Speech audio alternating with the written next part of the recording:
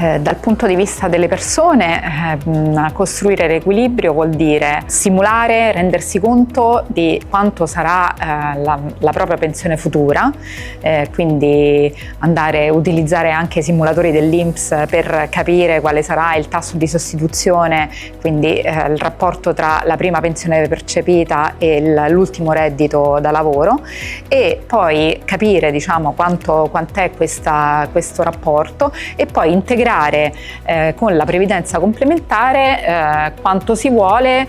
in base all'aspettativa sul tenore di vita, quindi capire quanto contribuire, andare sul sito del fondo di riferimento o anche di altri fondi, insomma, che non siano proprio quelli negoziali, e